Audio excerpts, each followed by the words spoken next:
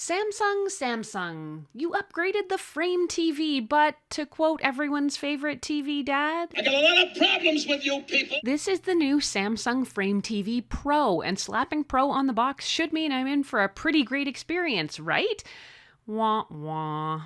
I found out there are quite a few frustrations with this new version, 7 that I counted, and if you didn't read the fine print, you might be in for some unpleasant surprises. I'm Erin from Tech Gadgets International, and I've reviewed nearly every iteration of the Samsung Frame TV since it was first released back in about 2017, and I know a lot about it. Plus, since millions of you have seen those Samsung Frame TV videos I did, I decided it was time to buy this 2025 Pro version and test it out for myself so you can see if it might be worth it for you. Let's start by quickly, though, covering what the new features are with the Frame TV Pro version specifically. For starters, the One Connect box is now wireless, and I'll explain in more detail what that means momentarily.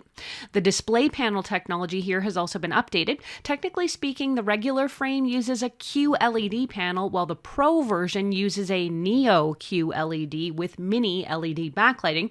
All you really need to know is that Samsung promises the upgraded panel and the lighting in the Pro version should have improved contrast and better brightness, which should translate to more vibrant images and deeper blacks, enhancing both your artwork and the video content. But while better brightness seems like a good idea in theory, in practice, there are some problems here. That's also coming up. The refresh rate on the Pro version is also higher at 144 Hz, and the regular frame is 120 Hz, meaning it should be able to better handle faster action sequences and potentially even gaming. Samsung is also touting enhanced AI features, but I'll see what those actually translate to in practice. If you're new to this style of TV, the installation isn't all that difficult. If you have an older model, you might be disappointed to find that frustration number one, the wall bracket has been altered just enough to make it slightly incompatible with the new Pro version, so there is no option for reusing the old mounts. Previously known as the no-gap wall mount, you'll affix 2 mounting brackets onto your wall, and a paper template included in the box will make this easier.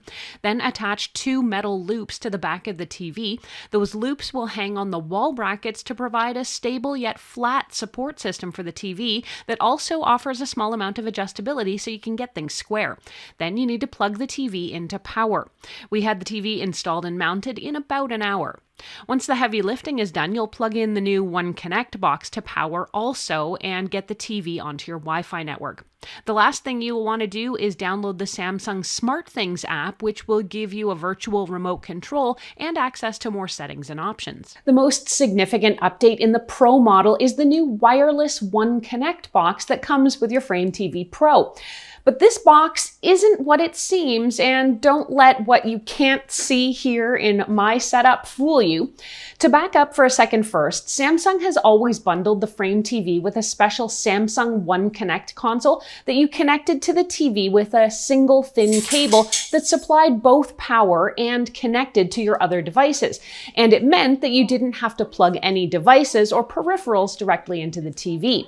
Samsung even made that proprietary wire linking the Frame TV and the One Connect box thin and translucent so you could kind of hide it away. Back in 2017, I tried mounting the original Frame TV with the wire visible, and I didn't like how it looked, and frankly, according to your comments, neither did you guys. So when I upgraded a few years ago, I installed conduit in my wall so I could run the cables behind the drywall for a more seamless look. Much better. With the Samsung Frame TV Pro here, Samsung will tell you it made a huge leap for all of us by getting rid of the translucent wire completely with the new wireless One Connect box. But the joke is on all of us because in frustration number 2, while you don't have a thin translucent wire running from the One Connect box to the TV, you do still have to get power to it. And for that, Samsung has supplied a fat white power cable, and good luck hiding that without conduit inside your wall. Or here's hoping you're one of those lucky few who has a power outlet high up on the wall where you can connect this to keep it out of view. Here in my house, like I said, I did have conduit installed in the wall, so I ran the cable through that. But come on, Samsung, a little transparency in the marketing here, please. With the Pro version, we have traded that one thin wire and one power plug for one much bigger power cord, and now you actually need 2 plugs, one for the TV and one for the box. To me, this doesn't feel pro, it feels kinda amateur. Like its predecessors, the Frame TV Pro doesn't exactly resemble an art frame right out of the box because it does have those black bezels. To make the Frame Pro look more picturesque, you'll have to spend more, yes, to buy a custom plastic 4-piece magnetic bezel kit that Samsung sells separately on their website. Expect to pay about $200 US or $249 Canadian per set.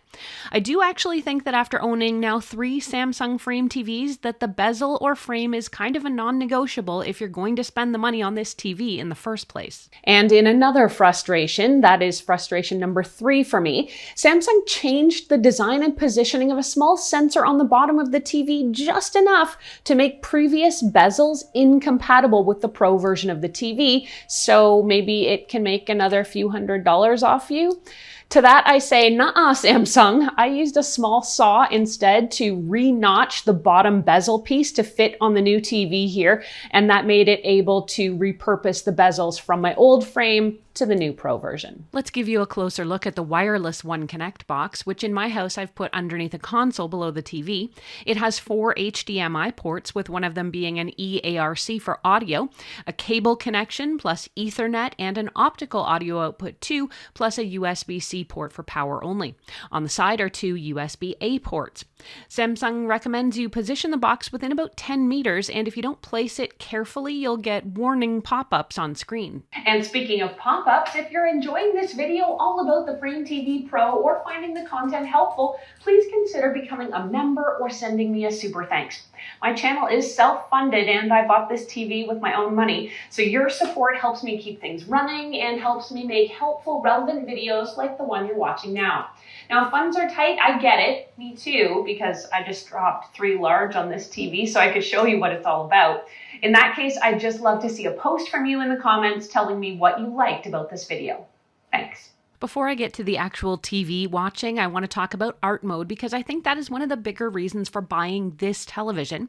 Over the various iterations of the Samsung Frame TV, Samsung has made the screen itself ever more matte to cut down on glare that can be a dead giveaway that your TV is, well, a TV. My 2022 Frame TV was already great at this, and the Frame Pro does also have that matte glass. When art mode is on, the art looks realistic, not like a TV showing a painting. Well, in the daytime anyway.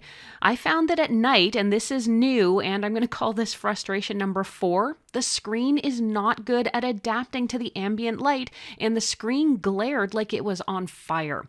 I mean, just look at how this looks from outside my house at night. That is art mode on the lowest brightness setting I could get it on, and it might as well be stadium lights. Oddly, when I'd look at the home menu or the settings, the brightness was lower, but as soon as I'd switch it back to display and watch it happen here to display the art, it would kind of blaze up and stay bright no matter what I did. I had one last thought about the brightness, that maybe my custom cut repurposed bezel was somehow blocking a light sensor, so I removed the frames for a few days, but this didn't change or improve anything.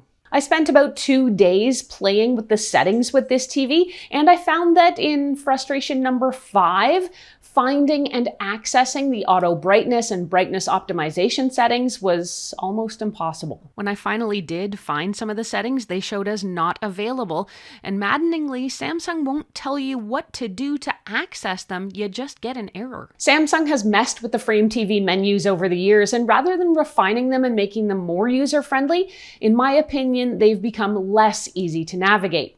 This means that if you want your art to look realistic on the Frame TV Pro, it helps if you choose the piece wisely. And here I'll mention that while Samsung makes about 300 pieces of art available for free, to get access to the thousands of artworks available, you do have to pay a subscription fee. It'll set you back about $5 a month or $49 US or $79 Canadian per year. As someone who's paid for her own subscription for the last 5 years, I do believe it's money well spent. You can even add custom chosen mats to the artwork to make even the old masters your own. It is also possible to create your own ever-changing gallery from the Samsung Art Store collection, so the art will change on its own every few hours or even every few days. This is a setting you can take advantage of inside the Samsung SmartThings app. If you want to learn more about how, watch my video here on the channel. If you don't want to pay for art, you can add your own photos or designs too.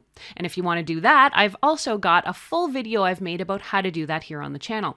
In addition to still artworks, there's also a handful of moving art that gives your TV a little bit more visual interest than average. These are quite fun, and I'm a big fan of several of them. To sum up, I love art mode, and it's the only reason I have this TV.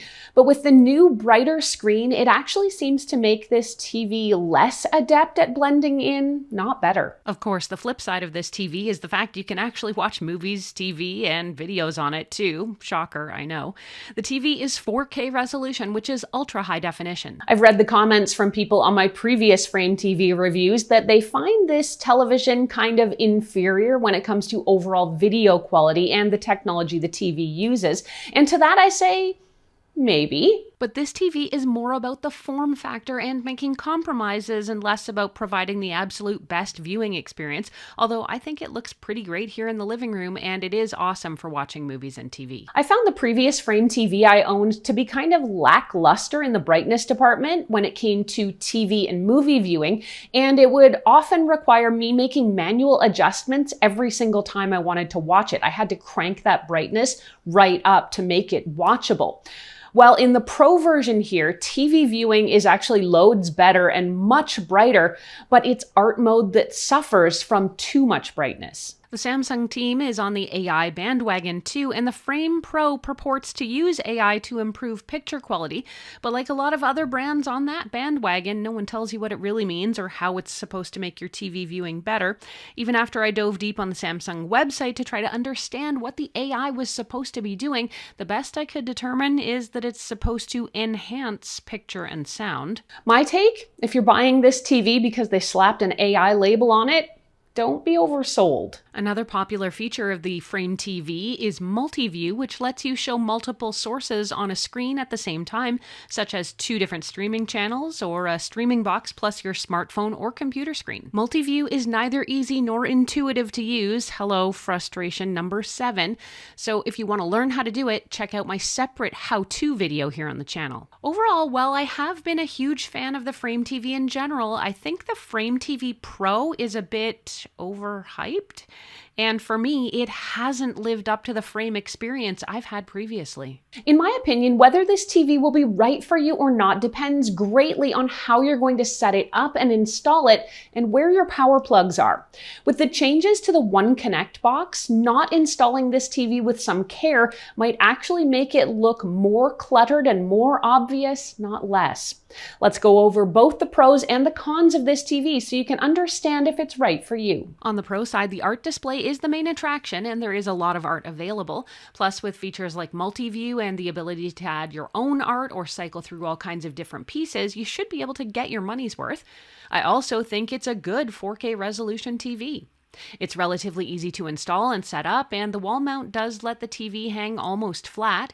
If you choose the right artwork and you have the cable hidden inside the wall like I do, it is truly possible to fool people into thinking it's a painting. I do think the Pro version here is brighter than previous iterations, and that does go a long way to making the TV viewing less of a strain on the eyes, but in what I feel is a major con, the higher brightness can really ruin art mode, and it does, by making it look way too glaring and bright.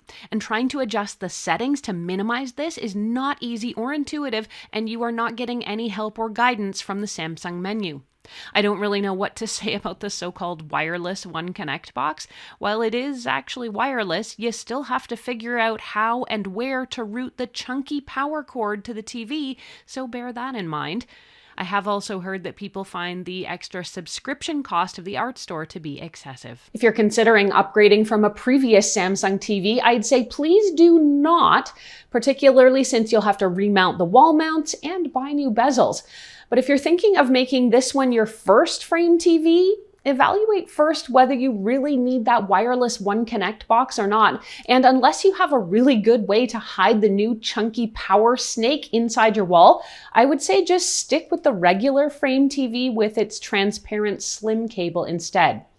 I can't believe I'm saying this because I've been such a big fan of this TV up until now, but my recommendation right now would be to stick with the basic frame TV and pass up the Pro version. In fact, if I wasn't 2 days past my return deadline, I would actually be sending it back. The Frame TV Pro sells for about $27.99 for the 65-inch. That's what's here on my wall. I paid about $2,400 on sale, and in the USA, it's priced at about $21.99 US. Don't forget, I've got lots more related videos, including how-tos, both for the Frame TV Pro and the regular frame. You can check out some of my previous Frame TV reviews as well, or see what your other options are when it comes to art-inspired TVs right now.